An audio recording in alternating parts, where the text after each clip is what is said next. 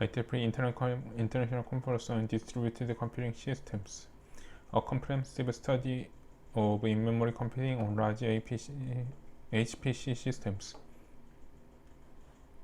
OCA, New Jersey Institute of Technology, USA.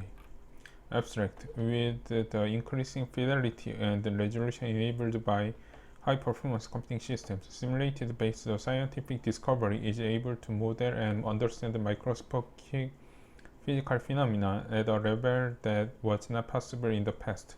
A grand challenge that HPC community is faced with is how to handle the large amount of analysis data generated from simulations. In-memory computing, among others, is recognized to be valuable path forward and has experienced tremendous success in past decade. Nevertheless, there has been lack of complete study and understanding of in-memory computing as a whole on HPC systems. This paper presents a comprehensive study which goes well beyond the typical performance metrics. In particular, we assess the in-memory computing with regard to its usability, possibility, robustness, and internal design trade-offs, which are the key factors that of interest to domain scientists. We use two realistic scientific workflows, LAMP MPS and LabPlace, to conduct comprehensive studies on state-of-the-art in-memory computing libraries, including data spaces, DIMENS, FlexPath, and DCUF. We conduct a cross-platform experiment at scale on two leading supercomputers, Titan at ORAN and Korea and NERSC, and summarize our key findings in this critical area. Index terms: high-performance computing, data analytics, workflow, in-memory computing. Introduction: it is well recognized that on high-performance computing HPC systems, the compute has become increasingly cheaper as compared to the storage and IOs. This architecture trend has continued to motivate and drive the HPC community to look for alternative solutions that allow data analysis to be done efficiently, rather than post-processing scientific data and persistent storage. In-memory computing, among others, aim to address this challenge by analyzing data while they are still in memory so that the conversion post-processing over persistence storage can be avoided. Unlike a big data domain, in-memory computing in HPCs is apt to reduce the abstraction layers of data object and IO subsystems for achieving high performance on data management and movement. For example, OR and ADIOS 2 configures an external XML files for depositing raw data, dimensions, offsets, sizes, and types, rather than encapsulate the raw data with metadata and semantics via high-level data abstraction. For example, RDD in Apache Spark broadly in memory computing on HPC systems can be in the form of in situ 3, 4, 5, 6, 7, 8, 9, 10, in transit 11, 12, 13, 14, 15, 16, or the combination of the two, depending on how the simulation and data analytics are deployed. Particularly for in situ, the simulation and data analytics can execute on the same compute node. As such, the data analytics can directly retrieve raw data from the simulation memory, and there is short data movement associated with it. A key disadvantage of this approach is that simulation and analytics must be tightly coupled via shared memory mechanism instead of saving data into a dedicated data staging area. In contrast, the in-transit approach stages data from the simulation memory to a dedicated off-node staging area where the data can be further analyzed. While this approach incurs explicit off-node data movement, a major benefit is that the simulation can run asynchronously with the data analytics, thus posing much lower impact on the simulation. Despite the multitude of efforts and the demonstrated success in both in situ and in transit. There has been a lack of complete evaluations and understanding in memory computing as a whole on emerging HPC architectures. This is particularly needed for general purpose in memory computing libraries that provide generic APIs for coupling scientific workflows in various application scenarios and HPC systems without expertise on system design and performance tuning. These libraries can significantly impact the workflow performance and scalability. Our evaluation demonstrates that the in-memory libraries may yield lower performance and scalability. Our evaluation demonstrates that the in-memory libraries may yield lower performance and scalability than persist file IOs under default configuration. Therefore, our study is conducted to help domain scientists under the internal mechanisms of these libraries tune workflow performance and also benefit library developers on how to achieve better performance, usability, robustness, and etc. To this end, we evaluate the state-of-the-art general purpose in-memory libraries including data spaces 13, daemons 13, FlexPath 14, and decap 15, with some of these tested through the ADIOS framework, using two realistic scientific workflows, for example LAMPS 17 and Laplace 18. Specifically, our paper makes the following contributions. We believe this work presents the most comprehensive study of in-memory computing on HPC systems and assess a broad spectrum of metrics that are to the interest of domain scientists, including the end-to-end performance, section 3b1 of scientific workflows, software usability, section 4a, portability, section 4b, and robustness, section 4c, thus being much broader than the scope of prior work 16 and 3. These dimensions are important for broad. Figure 1. In memory computing libraries, data staging stores. The simulation output is in an intermediate storage for further processing for data spaces and demands. The metadata maintains the descriptive information of staging data, such as data dimension, size, location, type, and etc. Adoption of in-memory computing by domain scientists, but have rarely been discussed in the literature. We conduct in-depth qualitative and quantitative analysis of the behavior in memory computing and summarize a number of key findings that we hope can shed a light on the weakness and possible areas for future research. We verify our findings through experiment, decode review, debugging, as well as discussion with some of the library developers. We conduct cross-platform studies at scale on two leading supercomputers, Titan 19 at Oak Ridge National Laboratory (ORNL) and Cori, the National Energy Research Scientific Computing Center (NERSC). With adjusting the building configurations and running mode, we show the insight of how to tune the performance of in-memory libraries on the distinct systems. The rest of this paper organized as follows. We present a survey on in-memory libraries and methodologies along with the related work in section 2. Comprehensive performance evaluation and analysis are presented in section 3. In section 4, we present a quality assessment of the usability, portability, and the robustness of those libraries. Finally, we conclude this work in section 5. Background and related work in memory computing. For the traditional post-processing on HPC systems, a simulation dumps the analysis output onto persistent storage. After the run is over, data analytics will retrieve and analyze the data. In contrast, in-memory computing allows the simulation and analytics to be coupled through the memory layer, which delivers a much higher throughput and low latency than persistent storage.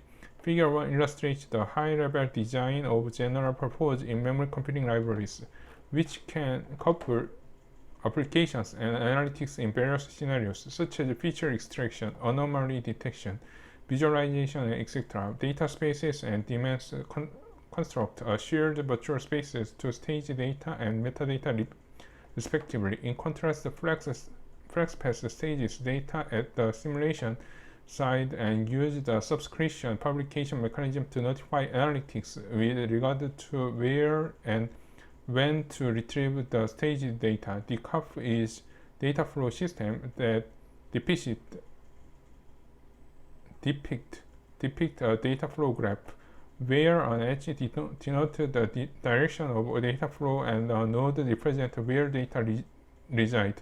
For example, at simulation, analytics, and data staging area, Dataspace 13 provides a set of high-level declarative APIs, such as put and get, to allow analysis data to be placed into shared virtual space, indexed and subsequently queried by various workflow components. Dataspaces deploys dedicated staging and metadata servers to manage the distributed dataset and utilize DART21 as the underlying communication layer to achieve high optimized data movement over interconnect. As of now, Dataspace has customized data transport over a variety of remote direct memory access (RDMA) implementations such as InfiniBand, Gray Gemini 22, and Aries 23.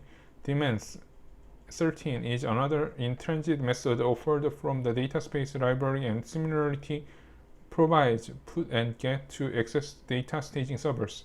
As compared to the baseline, it places the shared virtual space directly into the simulation memory in distributed fashions and provides direct memory to memory data exchange, as opposed to moving data to the dedicated staging servers first. However, metadata are still maintained by the state-alone demand servers. FlexPath 14 adopts a publisher subscriber-based model to exchange data between the simulation and data analytics. To support a range of communication protocols, FlexPath uses a network abstraction layer, EverPath, which currently supports TCP sockets, Sandia, NNTI, InfiniBand, Cray Gemini, and BlueGene interconnect. FlexPath adopts fast flexible serialization (FFS) for the data serialization, which creates self-describing events to support flexible data types. DCUF is a data flow system that enables the parallel communication between the coupled components within an HPC workflow. In particular, with DCUF, workflows can perform data transformations on the fly, including serialization and complex data redistribution. The communication layer of DCUF is entirely based upon message passing over MPI, thus being portable across different platforms. In contrast to the libraries mentioned above, DCUF adopts a simple Python API for mapping a workflow to a graph. For example, add node, add edge, and process graph. User can also assign roles to the nodes of data flow graph, such as producer and consumer. ADIOS 2 is a framework level library that provides a range of input and output methods, including both file input and output and in-memory computing. A key contribution of ADIOS is that it provides an open framework that allows the new input and output method to be easily plugged and played. On the other hand, ADIOS designed a binary packed mechanism that allows for the self-describing data format. As of now, ADIOS has demonstrated its high performance and scalability over 1 million cores on leadership class systems. ADIOS has integrated nearly all general purpose in-memory libraries, including FlexPath, dataspaces, and demands, and hides the complexity of usage. It also provides a set of descriptive APIs, for example, ADIOS write and ADIOS read, and the user can determine the underlying in-memory library to be used typically through an XML configuration file. Other related work, researchers have proposed various situ and in-transit methodologies to allow science to be done more efficiently on HPC systems. For example, for feature extraction 26 and 27, parallel visualization 12A, period research 593 have improved the efficiency of running in situ workflows at the framework level. Makarata et al. 28 proposed a mathematical model to choose the optimal frequency of data transfer between workflow components under the given resource constraint. GPR16 identifies and resolves the performance bottleneck of in-memory frameworks through deep performance analysis. Sensei 3 is primarily an in-situ library that provides BTK data model 29 for performance analysis and visualizations.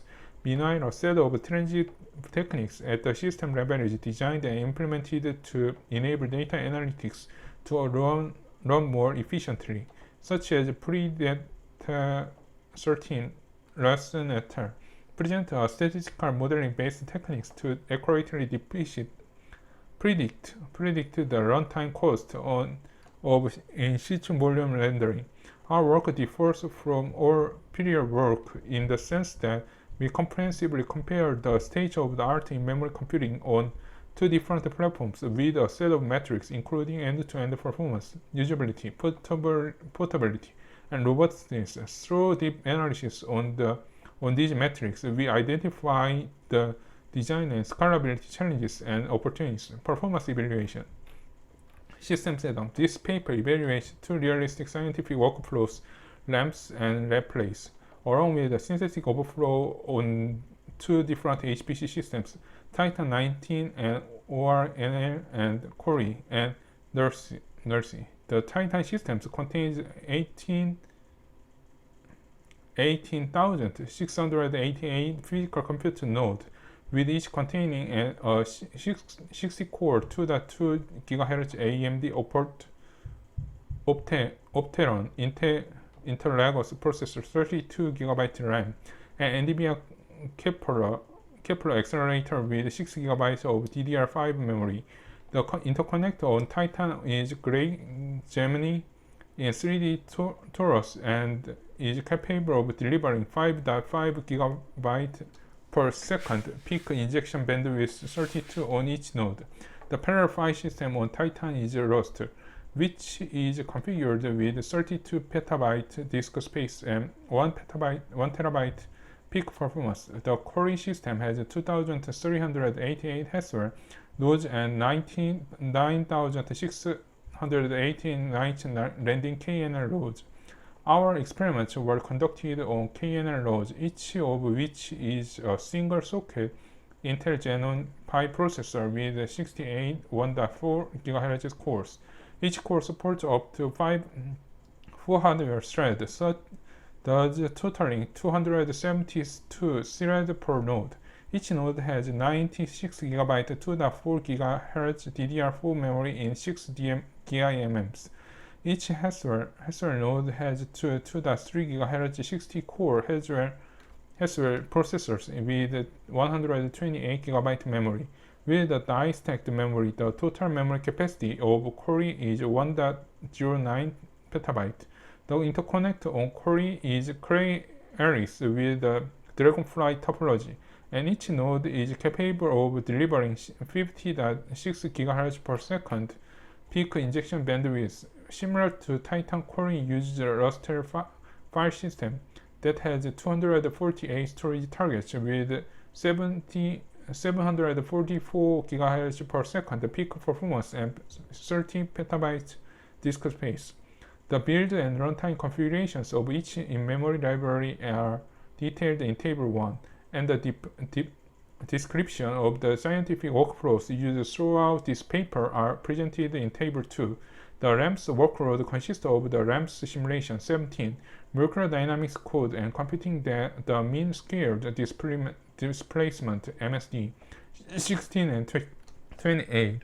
In particular, the RAMPS simulation mode, the clusters of rendered Reynolds-Jones atoms and studies the melting process of material from a lower energy solid structure to a set of higher energy liquid structures.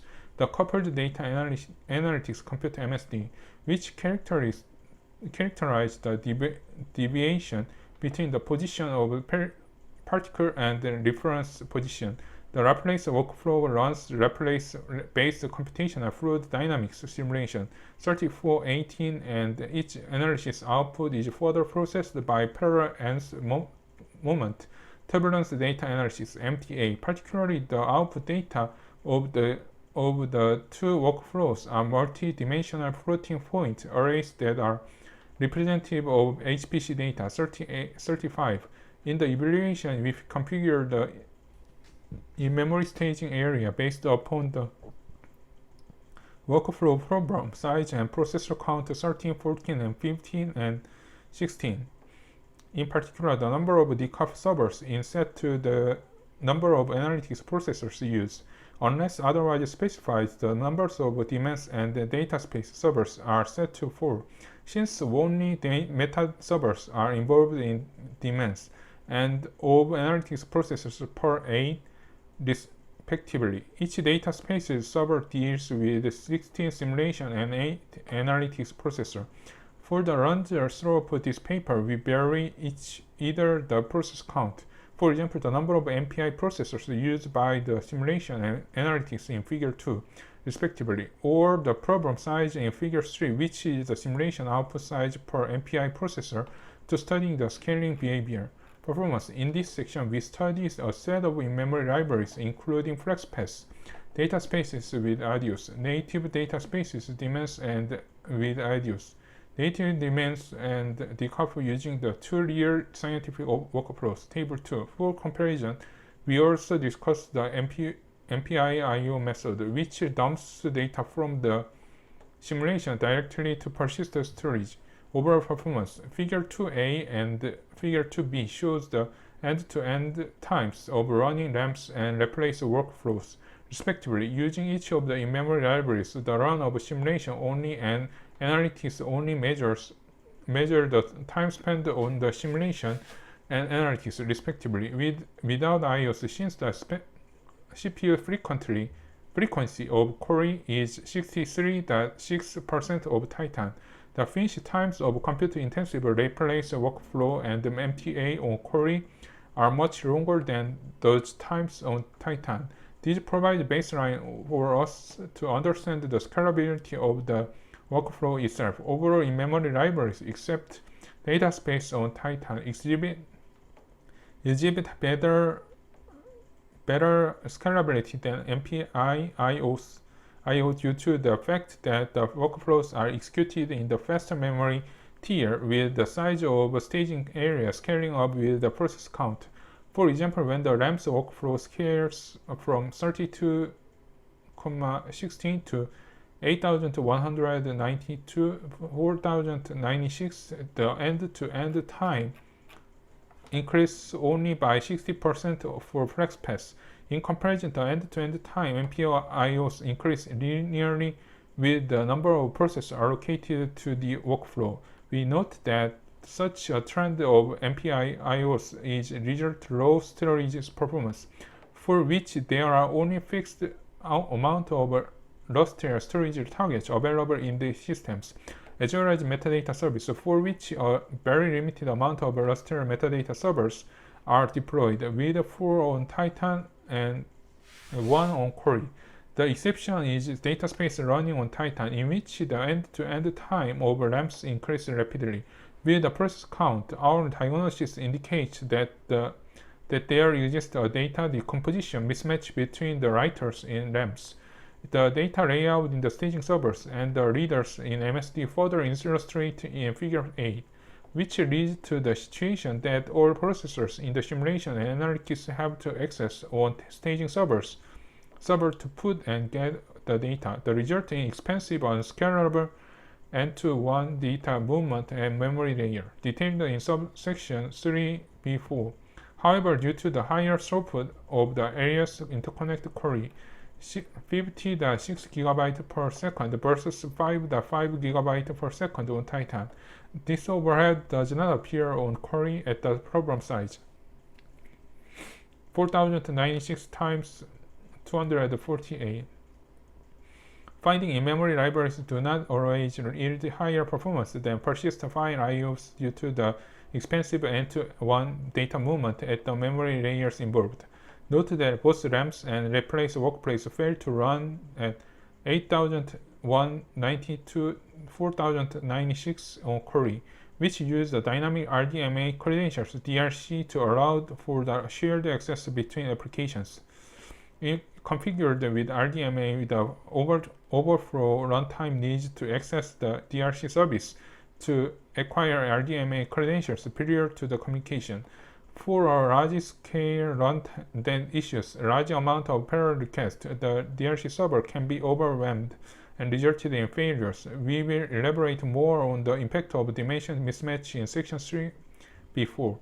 In figure 3, we further examine the scalability by varying the problem size of the replace workflow from 512 kilobytes 256 times 256 to 128 megabyte per processor. It is observed that the end-to-end time increases proportionally with the problem size. We note that the problem size of 128 megabyte data space and demands are out of RDMA memory of Titan. Therefore, in this figure, we doubled the amount of staging servers in order to make the run successful. As a matter of fact, a key obstacle of scaling up the problem size on Titan is RDMA memory constraint. Data space and demands adopt a low-level Cray RDMA interface (UGNA) to synchronously acquire and release RDMA memory. If we request more RDMA resources than what is available in the system, then the acquire operations will fail and crash the application. What happens in the replace workflow is that two staging servers are launched on each node, and each server handles 8 analytics and 16 simulations processor. A simulation or analytics processor calls the data space demands API data spaces demands put data space demands get to send and receive 128 256 megabyte data from the servers. When our simulation or analytics processor perform data movement concurrently, 2 GB RDMA memory is needed on each server, and this exceeds the maximum RDMA capacity per node on Titan. Additionally, the RDMA resources on Titan are constrained not only by the total capacity, but also the number of RDMA memory handlers. The latter leads to data space and demands failure at 8192 to 4096 in figure 2a, even with a reduced problem size, for example 20 megabyte. To further quantity of the limitation RDMA resources, we run the synthetic test on Titan to acquire and release RDMA memory by varying the request size and the concurrency as shown in figure 4.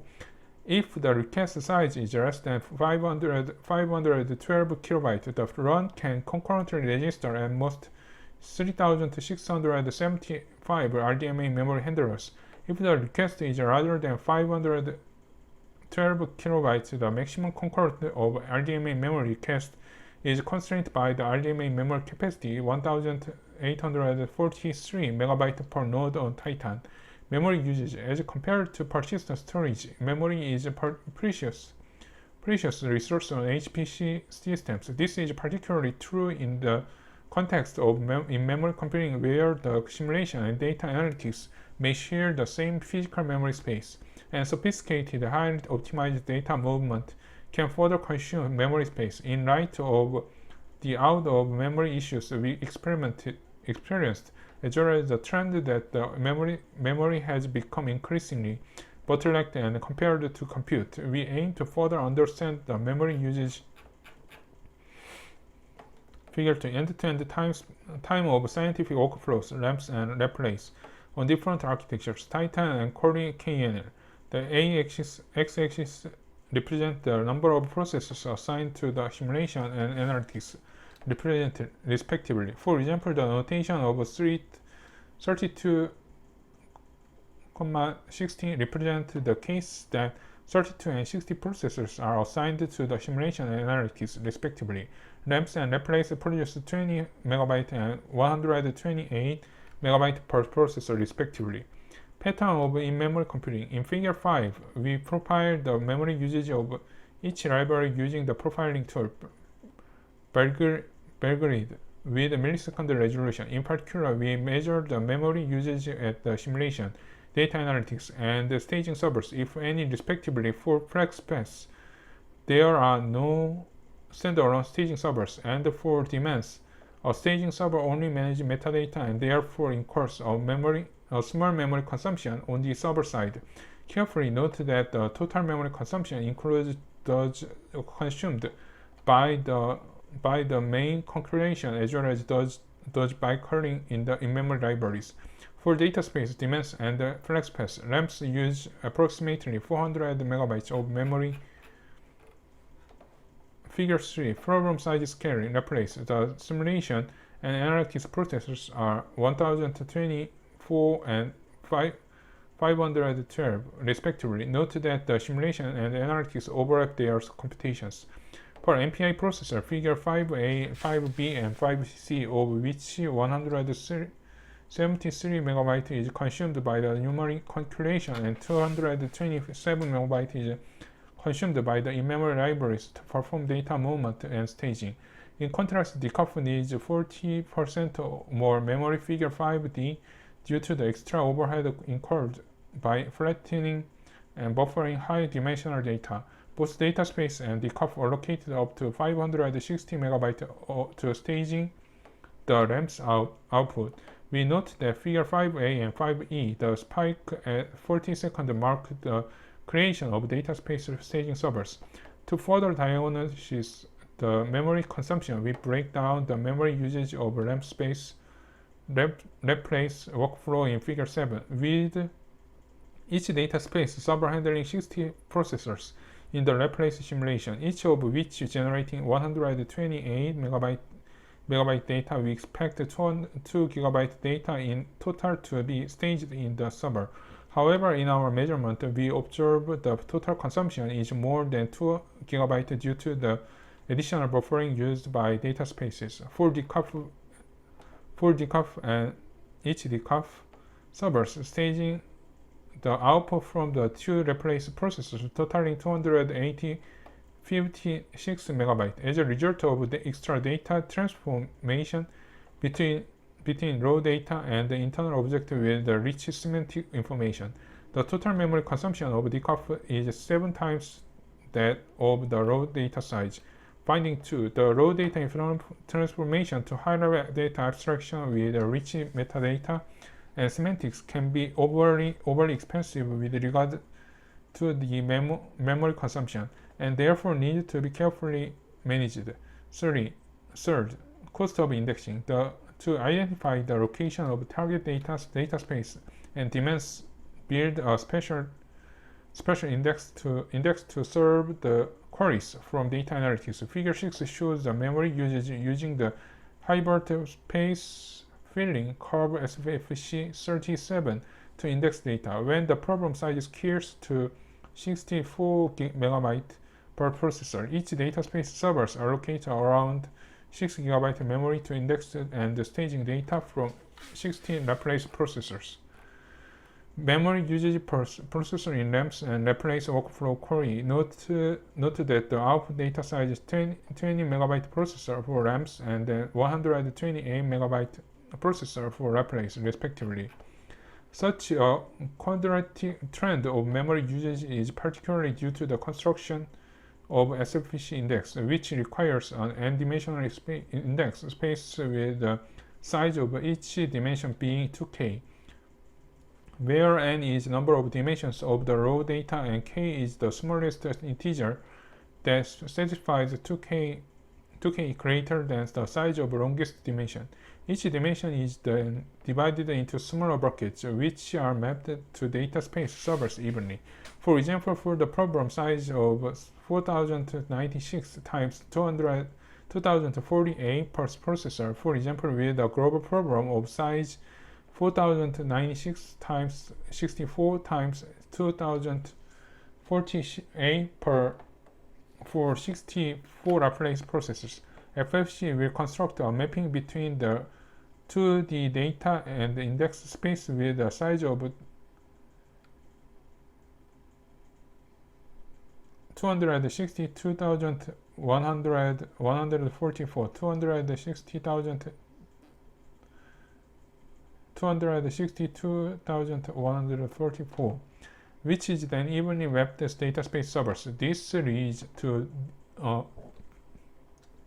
high indexing cost. In contrast, the Daemon servers use much smaller memory, about 54 megabytes than data space, due to the fact that Daemon stores in the index at the simulation processor rather than the metadata servers.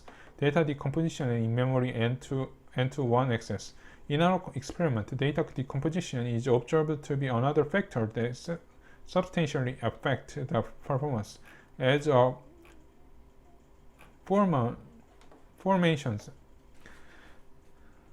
in Figure 2a. Figure A, data layout, the staging area. The suffix x, s, and a denoted a processor in the simulation data analytics respectively.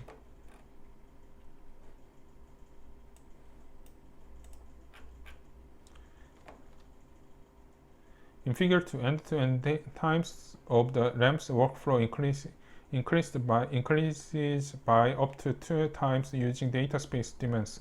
When the processor count scales up to 4096 to 2048, this performance degradation is attributed to the data decomposition at simulation side, which enforces the M processor accessing on the staging node. In particular, the domain decomposition of RAMs occur in the second dimension, and the global dimension of the RAM's output are 5 times approx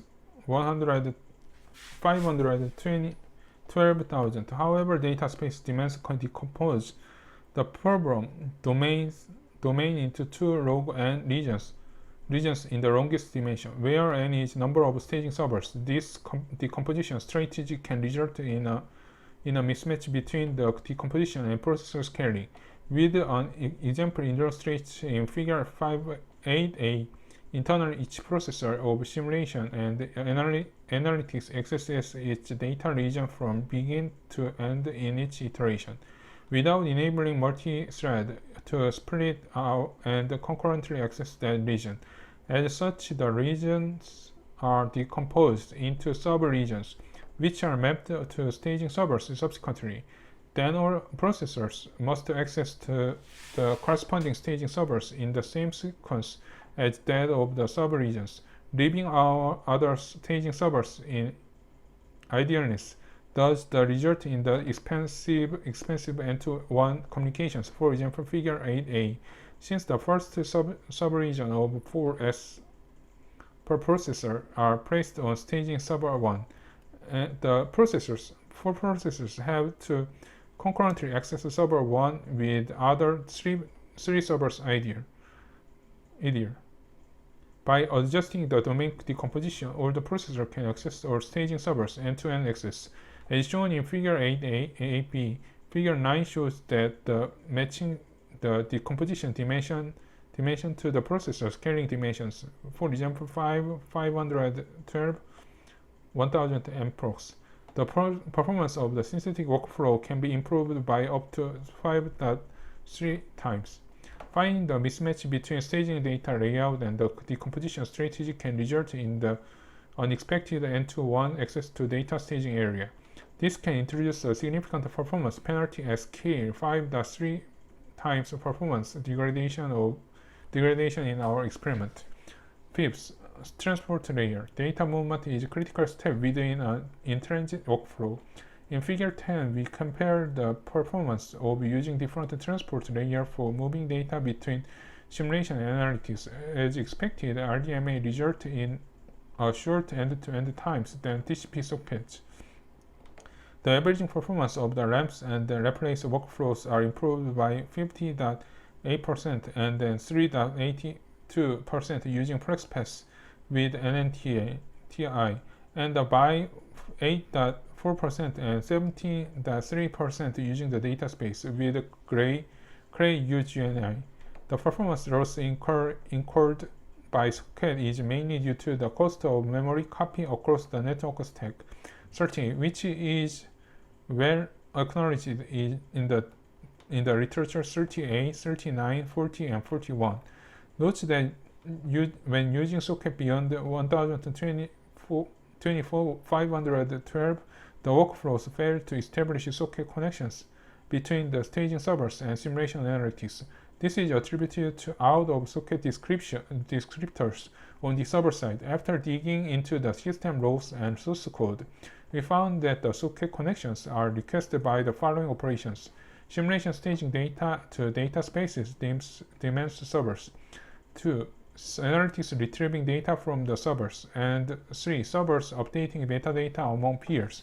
As a result, even if we try to increase the number of data staging servers to reduce the connection load per server from simulation and analytics, a server still need to establish more socket connections with its peers to manage distributed metadata. Figure 12, end-to-end time. Data space servers using the socket Titan. The baseline that we use one of the data space servers for 32,60, and we maintain this ratio of the number of servers to the processor count when scaling up. Finding 4. While using high-level protocols, for example RPC and sockets over RDMA, is more convenient and portable. Proprietary low-level RDMA implementations, such as Gray UGNI, yield substantial performance gains. For example, up to 70.3% in data spaces. The accompanied challenges is that the non-trivial engineering effort on adapting the low-level implementation to various application scenarios. 6. The number of staging servers. Intuitively, by increasing the number of staging servers in DCUF and data space, one would expect higher performance and lower memory usage per server. To quantify the impact of the number of staging servers, we run a set of experiments by varying the number of staging servers. For DCUF, as shown in figure 11, the memory usage per server is proportionally decreased by 83.5% when the number of servers increased from 8 to 64. However, the end-to-end time of a replace workflow is only reduced by 5.5%, quite intensive to the number of servers. Figure 12 shows the end-to-end time of the replace workflow under different number of data space servers. The overall performance improvement by doubling the number staging servers is about 5.4%, and the performance gain on data staging versus computation can be up to 20.1%. Shared memory. Figure 13 shows the result of running all the ramps and replace workflows using shared memory on Cori. Compared to the result of figure 2b, the performance of using FlexPath improves 12.7% and 70% respectively. For ramps and replace, similarly, the performance using data space improves by 11% and 8.9% respectively. The gain is attributed to the shortened I/O path from the off-node data movement to local memory copy. Nevertheless, to executable, sharing memory on a node is not universally supported on HPC systems.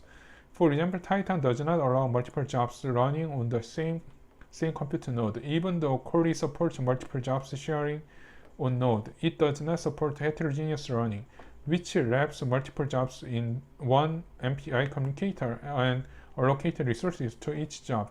Without this capability, DCUF cannot allocate compute resources to the MPI wrapped workflow. In addition, the DRC service may prohibit some workflows from running in the shared mode. By default, DRC does not allow multiple jobs on the same node use the same credential access to a shared network domain, unless its node insecure obtain is enabled. As a result, in figure 13, we had to run data space using socket rather than UGNI in order to avoid acquiring and releasing DRC on Cori. Finding 5. Despite the substantial performance improvement, about 10%. Shared memory is a restricted running mode on the leadership HPC system due to security. Library quality assessment. In this section, we further evaluate in-memory computing more broadly regarding usability, portability, and robustness. Usability. In-memory computing ultimately needs to be in the hands of domain scientists to allow analytics to be done more efficiently for science productions.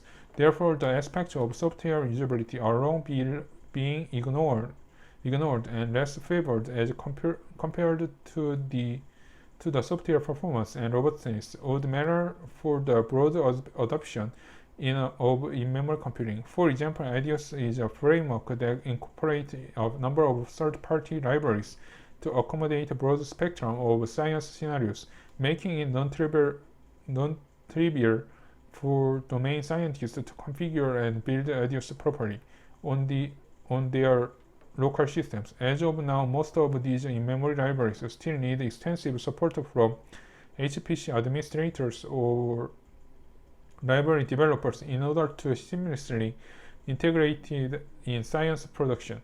Herein, we thoroughly examine the complexity of their build systems and software interface, two key factors the overall usability in memory libraries. By and large, the dozen of building options and switches to properly configure these libraries, and some of these options require users to be knowledgeable about the HPC hardware, such as the details of HPC interconnect or the library internals, such as the hashing scheme used. Additionally, they may require domain scientists to compose the library configuration file, XML file for FlexPath, or write readable code for the CUF. For application integration, in particular data space demands and FlexPath connect simulation, staging servers, and analytics via communication APIs, while the CUF adopts Python or C++ to adapt them into one MPI communicator. The engineering efforts involved can be substantial, for example, defining and accessing staging area and defining staging object, dimension, size, and data types, and etc.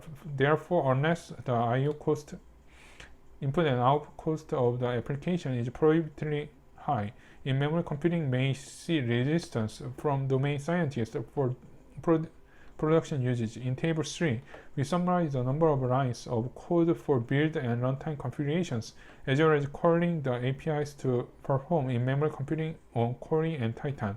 Finding 6, in terms of usability, in-memory libraries are still far from being closed and played for domain scientists, and most of them require substantial support for HPC administrators or library developers. For example, choosing the optimal build options and runtime I/O configurations. Portability. The HPC systems have become increasingly diverse in terms of architecture, hardware, and software. The ability to be able to function seamlessly across platforms and fully exploit the hardware and software ecosystem is crucial for production science. This is particularly true for in-memory computing, as it needs to deal with the interconnect and memory subsystems, which are often different across machines. At the hardware level, we investigate the portability of in-memory libraries between CPUs and GPUs. We found that GPU is mostly not supported by the current in-memory libraries, and data staging is assumed to be done at main memory between compute nodes rather than at GPU memory. As a result, GPU-enabled workflows are required to take care of the movement between GPU and GPU memory. We comment that given the recent development in new interconnect, for example, NVLink between GPUs, we believe this will be an attractive area for future research and development for in-memory computing. At the transport layer, data spaces, demands, and FlexPath support both TCP sockets as well as high-performance protocols, including RDMA, Gray-GNME, via Sandria, NNTI, and UGNI. In contrast, decouple wraps the overflow component into MPI communicator, and thus the communication is done through MPI messaging passing. Therefore, decouple relies on MPI to be portable. For all in the memory computing libraries, we have not seen official releases that explicitly support new memory devices, such as non-volatile memory and die-stacked memory for memory allocation and migration. In the libraries, the usage of new memory devices are mainly handled by operating system and are used no differently from the conventional disk and DRAM.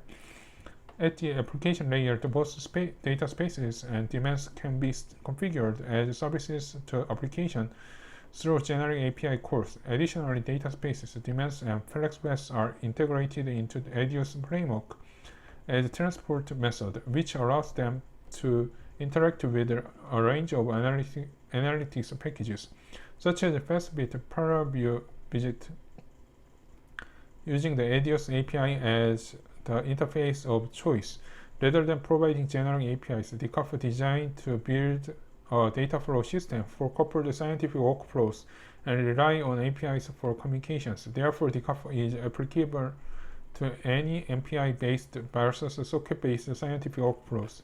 Finding 7. To achieve high performance and portability for expert users, most of in-memory libraries can be configured to reduce the layers of I/O stack and ported to low-level APIs for non-expert users without the knowledge of performance tuning. These libraries can be ported to high-level abstraction APIs, for example TCP sockets over RDMA, so as to hide the low-level API complexity. C. Robustness. We view robustness as an area that needs continued investment and improvement in order for memory computing to be fully production ready. This is attributed to the following. First, compared to the enterprise sector, the HPC user communities are much smaller, particularly for those who are supercomputer users. As a result, the opportunities of leveraging the user communities to provide feedback and potentially have them contribute to the code development are insignificant. We looked into some of the library repositories and noticed that the code contributions are dominated by the library developers, with occasionally bug fix initiated from domain scientists. Second, HPC systems are rapidly evolving with new architectures and hardwares, and in some cases, the hardware interfaces are proprietary, such as the Craig interconnect.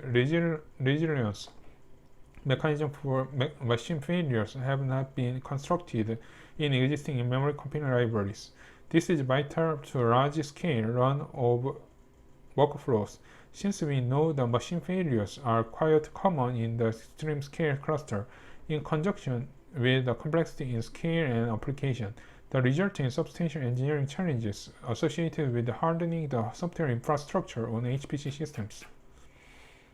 Out of RDMA memory description, data movement between simulation and data analytics can deplete the shared RDMA resources on compute node.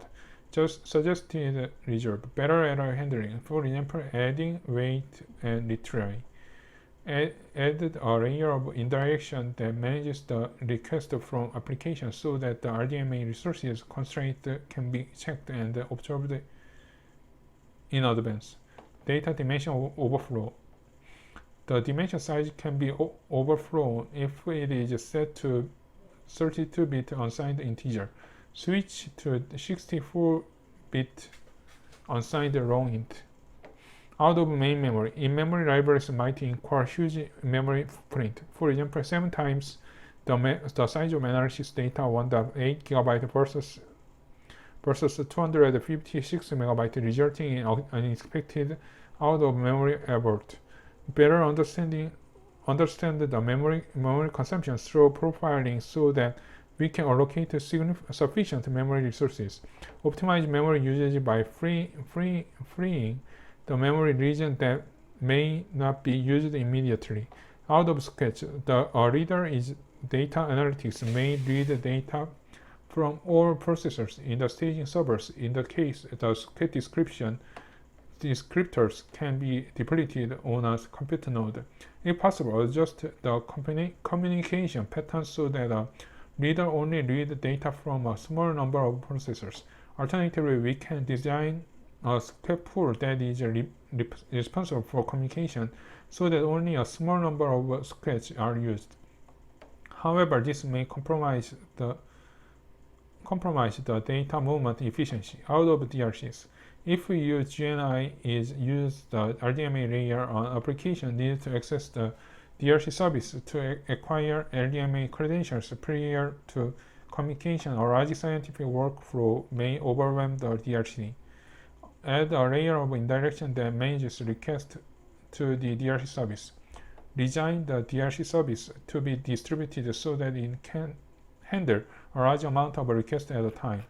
Tables 4 lists the robustness related issues we encountered in deploying and running these workflows on Titan and Cori.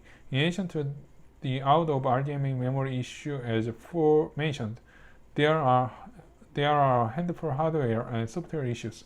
First, while the data dimension overflow issues are not enormous from the library level, we note that this often results in ugly crashes that may not be easily debugged. Second, the out of memory errors appears much more often than one would expect. This is mainly due to the optimization that these libraries employ to trade space for improving usability and robustness via high-level abstraction. In the CUP, we observe in our runs that memory consumption can be as high as 7 times the raw data size. For extreme scale dataset, this can result in unexpected out-of-memory errors. In addition to the capacity-related issues, resource descriptors for both RDMA and sockets can also run out quickly for large runs.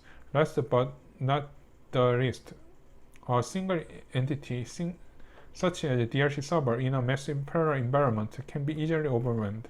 Finding 8. Using sophisticated high-level abstractions, for example wrapping all the component into MPI or using TCP over RDMA, does not always improve usability and robustness. In the extreme run, available resources, for example memory and socket capacity, might be overwhelmed by high abstraction overhead and lead to crash, particularly while running those data-intensive workflows. Table 5. Quantitative summary plus denoted that the finding is relevant to particular library, while minus denotes otherwise, and plus minus denotes being conditionally irrelevant. Qualitative analysis of findings. Here we conduct a qualitative analysis on above findings in Table 5. This qualitative analysis can further reveal the challenges and opportunities of using in-memory computing to potential users, including both domain scientists and library developers. Note that some findings are conditionally relevant in memory libraries. For example, finding 2 is relevant to data space on the condition of using SFC to index the staging data. Finding 5 needs support from HPC job scheduler and system administrators. To avoid the undesirable situation in finding 1 and 3, user needs to understand the inner mechanisms of how application data is decomposed and moved into staging servers, so as to lower the cost of data movement. Finding 2 can be learned for library developers. Simply using high-level abstraction can be overly expensive. Finding 4 can be beneficial to both library developers and domain scientists, although using sockets and RPCs is more convenient and productive for code development. Using proprietary low-level LDMA implementations can result in substantial performance gains. This is an idea that needs continued investment so that proprietary RDMA can be fully exploited and hardened. Similarly, in finding 5, shared memory is not well supported on HPC systems and needs to be hardened. Finding 6 and 7 and 8 evaluate in-memory libraries beyond the common performance metrics and reveal the design trade-offs among usability, portability, and robustness. Conclusion. This paper conducts a comprehensive study of in-memory computing on two large supercomputers, Titan and Cori, using two realistic scientific workflows.